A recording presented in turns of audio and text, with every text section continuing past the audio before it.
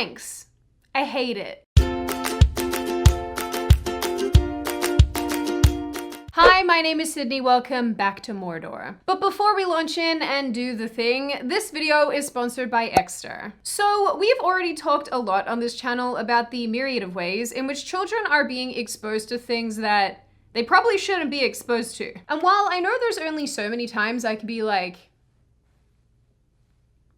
stop this, I still believe that it's important that we keep our ear to the ground and finger on the pulse when it comes to this topic. Because every time I turn around, it feels like there's some new weird thing that kids have to see, or be told about, or look at. And if these things make me uncomfortable, a fully fledged adult human being, then for tiny humans, I'm guessing that the stage is being set for future unhealthy coping mechanisms. Ain't gonna lie, I'd like for this to stop. In the last little while, we've talked about radical gender theory, children being presented the opportunity to put fake knitted penises into their underwear, which somehow feels weirder saying it a second time. But in my recent travels of the internet, I have found things that don't make me feel any better about the state of the world. But before we continue and dig up any more orcs, although I don't really know why we would be digging up the orcs, because I feel like if anything, they would be on the other side, because they kind of look like feminists.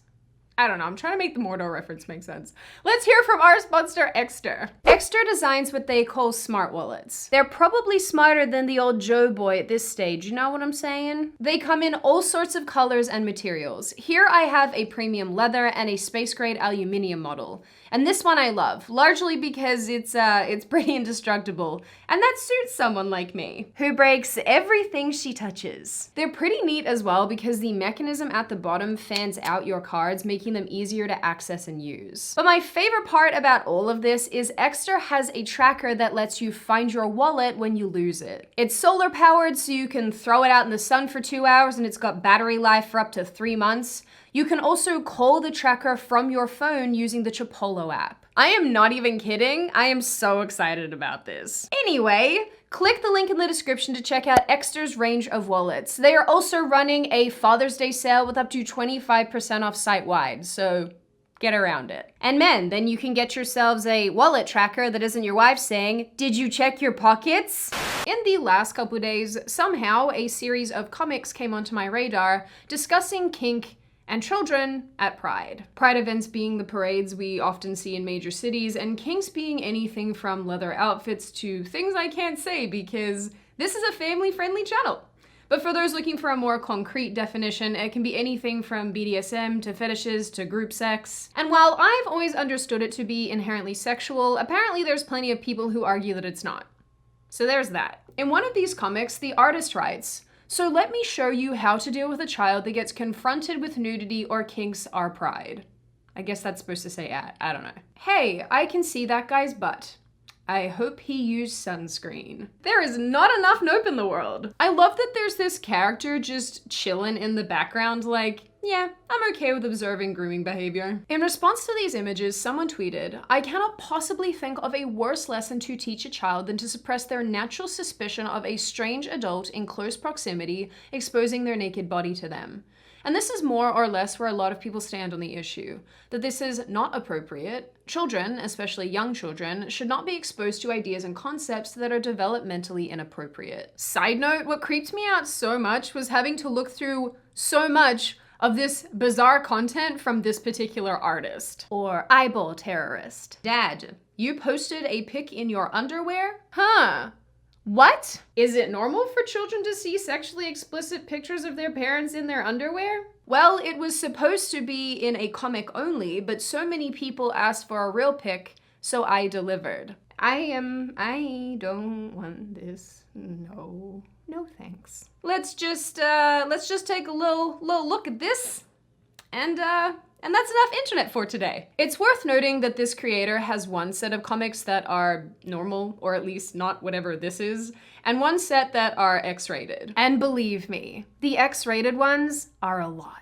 And seriously, on this occasion, I probably can't show you. But my eyeballs did not have a good time scrolling through them. While perusing this website, it struck me as more than a little odd to have comics about your kids or alleged kids, because I don't know if this person has kids, mixed in amongst comics of you doing the horizontal monster mash with men in the park. I would love to tell you guys that any of this is surprising to me, but it's not.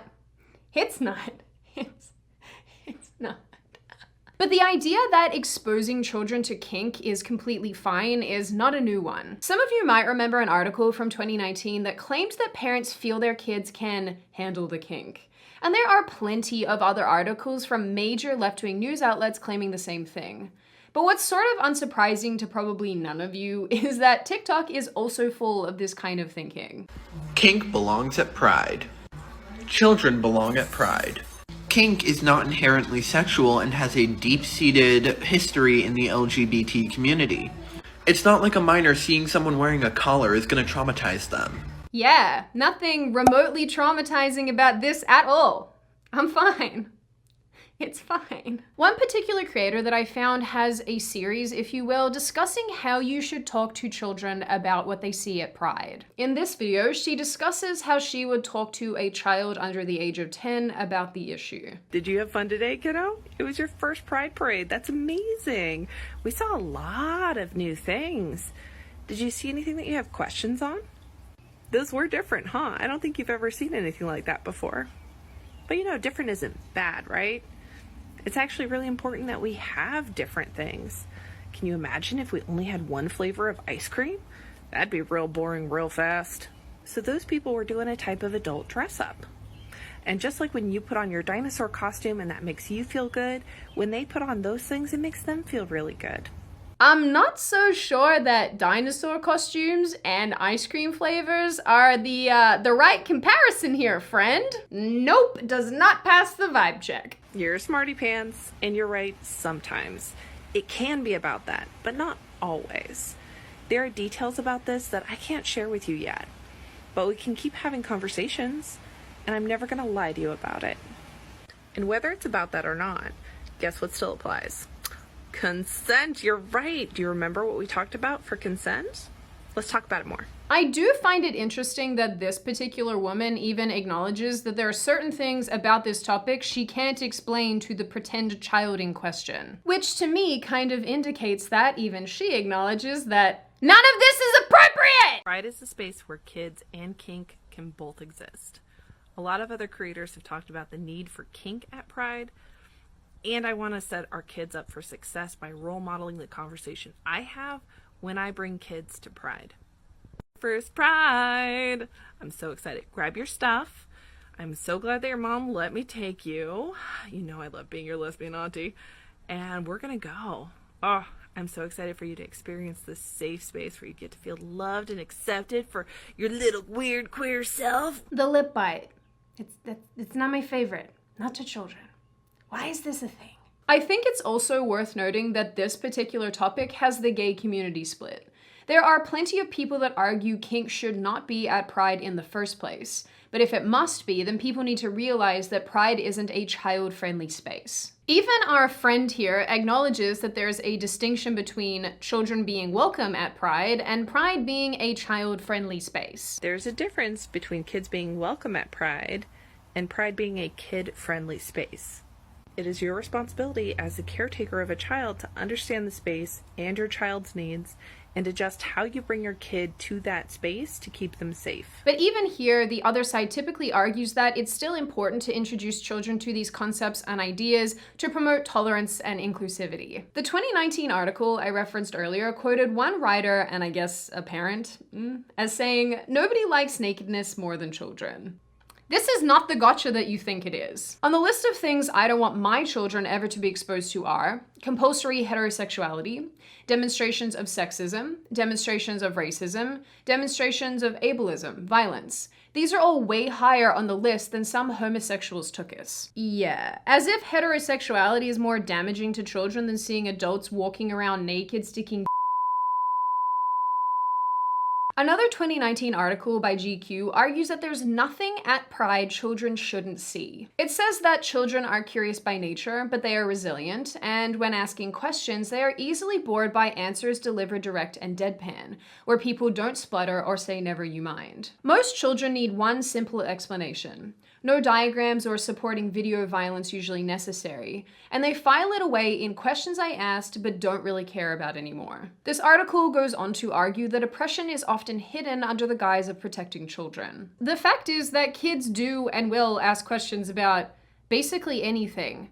And when it comes to innocuous things, it's all fine and dandy. But I think the primary point here that's being lost in all of this is that the ideas, concepts, imagery, etc. to which children are being exposed in these environments are not innocuous. They are the furthest thing from innocuous. And a prevailing, unchanging idea is exposing putting people to graphic sexual imagery and acts is not okay. Let's take porn, for example. It has long been argued that exposure to pornography and the like is psychologically and developmentally harmful for children.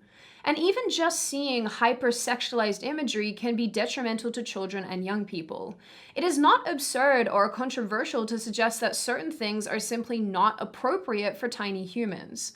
What is bizarre, though, is that there seems to be claims that adult imagery and behavior is actually perfectly fine for putting people. UNICEF, a branch of the UN, recently reported that pornography is not always harmful to children, which apparently was deleted, but I still managed to find anyway, because Supreme Overlord Sydney ain't no liar. The report does say that there is no consensus on the degree to which pornography is harmful to children.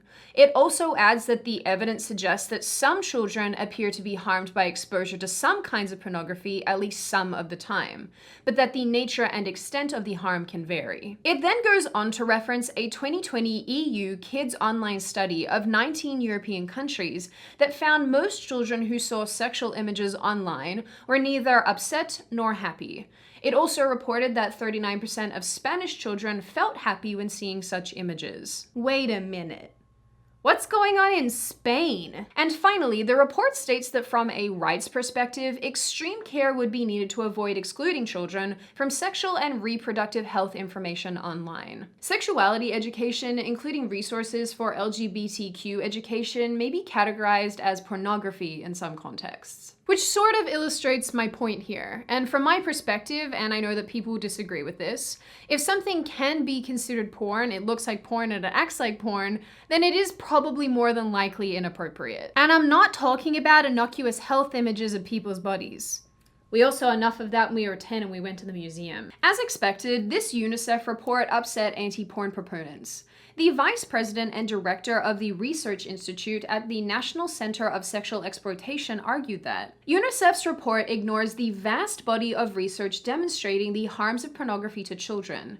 Mainstream pornography contains horrific sexual abuse, rape, incest, racism, all of which children should not consume. UNICEF's milquetoast assessment of the impacts hardcore pornography can have on children does nothing to challenge the political narrative that pornography is benign, and as a result puts children in harm's way. But if we're being honest, it's more than this. It's not just that we're putting young people in harm's way, it's that we're giving them a blueprint of how to treat one another in a sexual environment. Women are being pressured into sex at earlier ages, with oral sex being what kissing was 20 years ago, and the notion of anal sex now being normalized as a standard practice.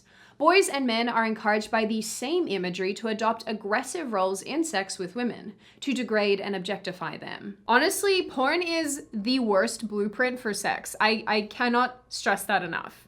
It's a big bag of nope. Let's also not forget to mention how basically everything on porn sites has to do with step-siblings and step-parents.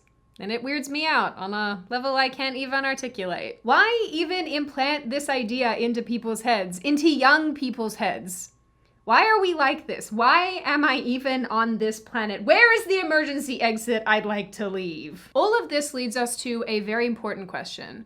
And that question is, how much further are we going to take all of this? Let's take a recent episode of Blue's Clues, for example. The show where you thought the old host went insane and killed himself because he had to speak to a pretend dog all the time. Well, apparently that was a lie.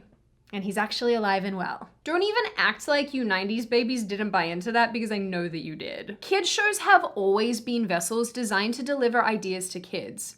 In days gone by, it feels like these messages were more morality-based. Don't lie, don't steal, don't be unkind to other people. Don't turn into a mermaid and then not use your powers to save the ocean. But in recent times, it feels as if these children's shows have moved their messaging in a completely different direction, towards wokeism or adult-centric ideas. A recent episode of Blue's Clues was centered around pride. It featured a drag queen singing to us, I guess, and even a little beaver with top surgery mastectomy scars. Even Snopes agrees that's what this is.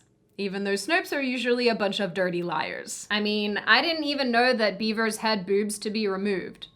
So there you go, I guess you learn something new every day. Families marching 3 by 3, hurrah, hurrah. These papas are non-binary, they love each other so proudly, and they all go marching in the big hooray. Yep, gotta have that disabled dolphin in there. As expected, the response to this episode was quite varied. You had people on one side of the coin saying that this was totally inappropriate, while people on the other side argued that it's completely fine and in fact children should be exposed to these ideas. But we have to roll back around to the question of whether or not it's okay to expose children to adult-centric ideas before they're ready, and whether or not this is appropriate. I look at this topic as a whole, and I can't help but feel like we're letting our kids down. It's not that they shouldn't know that different kinds of people exist with different sexualities and interests and so on.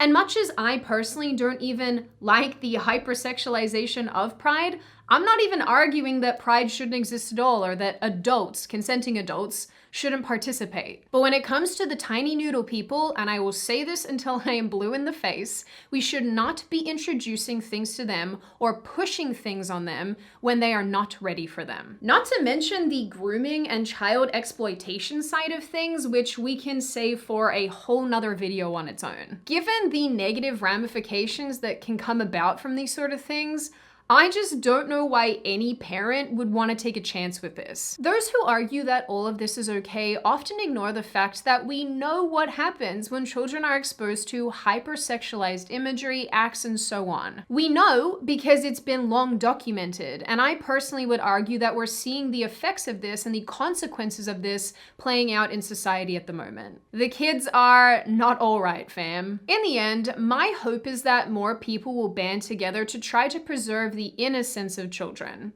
because as far as I'm concerned, we have taken things way too far. Now, before I open the floor to all of you, this is just a reminder that you can download Exter using the link in the description. You can receive 25% off site-wide and get your dad something very cool for Father's Day. Now, I open the floor to all of you. What do you all think? Is this actually as bad as many people think it is? Do you believe that children should actually be exposed to these ideas, that it's okay for them to be exposed to these ideas? Do you think children at Pride is okay? Do you think kink is okay at Pride? And what do you generally make of this issue overall? As always, if you like the video, hit subscribe and the thumbs up button. If you want to leave a comment, feel free to do so, just be respectful about it, and I will see you guys next time.